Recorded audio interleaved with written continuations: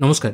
RRB এনটিপিসির form fill up চলছে এবং এই মুহূর্তে আপনাদের সবথেকে বড় প্রশ্ন, যারা জেনারেল ছাড়া অন্য ক্যাটাগরির মানুষ আছেন, মানে এসসি, এসটি, ওবিসি, ইডাব্লিউএস, তাদের একটাই প্রশ্ন যে আমার স্টেটের কাস্ট সার্টিফিকেট আছে, আমার কি সেন্ট্রালের কাস্ট সার্টিফিকেট করাতে হবে, বা স্টেটের কাস্ট সার্টিফিকেটটা দিয়ে কি এই ফর্ম ফিল আপ করা যাবে? প্রথমেই সহজ কথার সহজ উত্তর দিয়ে দিই, আমরা যদি স্টেটের এসসি, এসটি সার্টিফিকেট থাকে আপনারা কিন্তু ফর্মটা ফিল আপ করতে পারেন, কিন্তু যখন আপনার ডকুমেন্ট ভেরিফিকেশন হবে তখন কিন্তু আপনার সেন্ট্রালের সার্টিফিকেটটি লাগবে, যেটি আপনাকে এখন থেকেই করিয়ে নিতে হবে।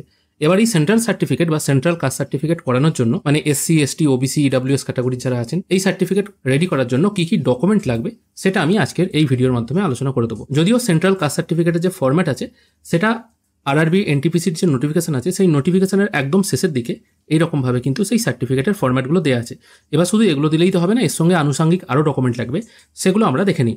প্রথমে কি লাগছে আমি বলে দিই, একটা একটা করে মেনশন করে দিচ্ছি। প্রথমে লাগছে আধার কার্ড, সেটা আসল, তার সঙ্গে আপনার এবং আপনার বাবার, মানে আপনার গার্জেন যিনি আছেন, যদি বাবা না থাকে তাহলে তার মা হতে পারে, যদি বাবা কেউ না থাকে তাহলে আপনি গার্জেন হিসেবে যাকে রাখতে চাইছেন তার আধার কার্ড লাগবে, মানে ক্যান্ডিডেট এবং ক্যান্ডিডেটের গার্জেনের আধার কার্ড। অবশ্যই 1 কপি করে যে জেরক্স করবেন তা নয়, মিনিমাম 2 থেকে 3 কপি করে কিন্তু জেরক্স করবেন।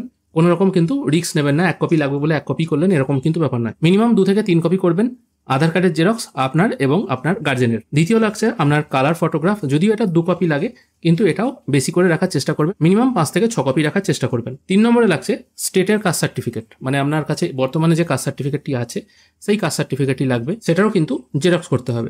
4 নম্বর হচ্ছে caste certificate form. Caste certificate ফর্মটা কিন্তু আপনারা এখান থেকে পেয়ে যাবেন। এবার এটা প্রত্যেকের ক্ষেত্রে কিন্তু আলাদা। এখানে দেখুন, form of caste certificate for SC, ST, মানে এসসি আর এসটিদের জন্য একটাই ফর্ম। সেকেন্ড আছে দেখুন ওবিসি এনসিএল সার্টিফিকেট, ওবিসিদের জন্য একটা ফর্ম এবং তাদের জন্য আলাদা একটা ডিক্লারেশন আছে। যারা ইডাব্লিউএস আছে তাদের জন্য এখানে ইনকাম অ্যান্ড অ্যাসেস সার্টিফিকেটের একটা ফর্ম আছে।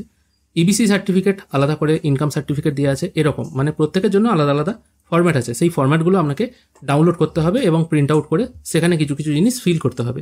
5 নম্বর আছে একটি আবেদনপত্র। এই আবেদনপত্রটা একদম সহজ এবং সরল ভাষায় করবেন। আপনি এই ফর্ম যেখানে জমা দেবেন, নর্মালি এটা ডিএম অফিস বা এডিএম অফিসে জমা হয়, সেখানে আপনি তাকে অ্যাড্রেসই করলেন এবং মেনশন করে দিলেন সেন্ট্রাল কাস্ট সার্টিফিকেট পাওয়ার জন্য আবেদনপত্র, এবং মেনশন করলেন আপনি আপনার নাম, আপনার বাবার নাম এবং আপনার বাড়ি কোথায়, এবং তার সঙ্গে এটা লিখবেন আপনার বর্তমানে স্টেটের কাস্ট সার্টিফিকেট আছে যার নাম্বার এটা, বর্তমানে আমি আরআরবি এনটিপিসির ফর্ম ফিল আপ করছি এবং সেখানে সেন্ট্রাল কাস্ট সার্টিফিকেটের প্রয়োজন, সেই জন্য আমি এই সেন্ট্রাল কাস্ট সার্টিফিকেটটি তৈরি করতে চাইছি এবং এটি যাতে আমাকে দেওয়া হয় তার জন্য অনুরোধ করছি। ব্যাস এইটুকু কথা লিখবেন। অনেকে মনে করেন অ্যাপ্লিকেশন লিখতে হলে হয়তো একদম ফুল A4 পেজ ভর্তি হতে হবে। এবার সেরকম ফুল A4 পেজ ভর্তি করতে হলে অ্যাকচুয়ালি আপনি যাকে দিচ্ছেন দরখাস্তটা তিনি খুঁজেই পাবেন না আপনি কি বলতে চাইছেন।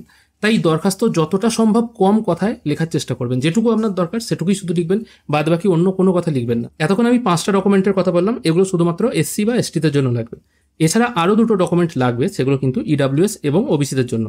ইডাব্লিউএসদের জন্য আর একটা ডকুমেন্ট লাগবে, সেটা হলো ইনকাম সার্টিফিকেট, সেটা আপনাকে বিডিওর ইনকাম সার্টিফিকেট নিতে হবে। আর একটা হলো সেলফ ডিক্লারেশন ফর্ম, সেটাও কিন্তু এখানে মেনশন করে দেওয়া আছে। অর্থাৎ মোটামুটি এই সমস্ত জিনিসগুলো লাগবে আপনার সেন্ট্রাল কাস্ট সার্টিফিকেট বানানোর জন্য। এই সমস্ত ডকুমেন্টগুলো নিয়ে আপনার যে ডিএম অফিস আছে বা এডিএম অফিস আছে সেখানে গিয়ে আপনাকে কিন্তু ডকুমেন্ট জমা করতে হবে।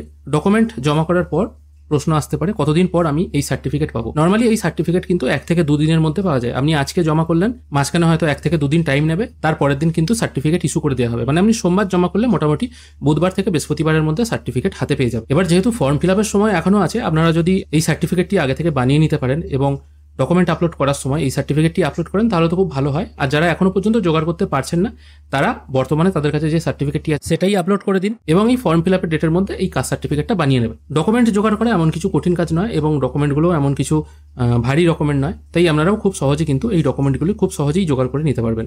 আশা করি আজকের এই ভিডিও দেখে আপনাদেরকে বোঝাতে পারলাম কি করে আপনারা সেন্ট্রাল কাস্ট সার্টিফিকেট পাবেন খুব সহজ পদ্ধতিতে 2 থেকে 3 দিনের মধ্যে।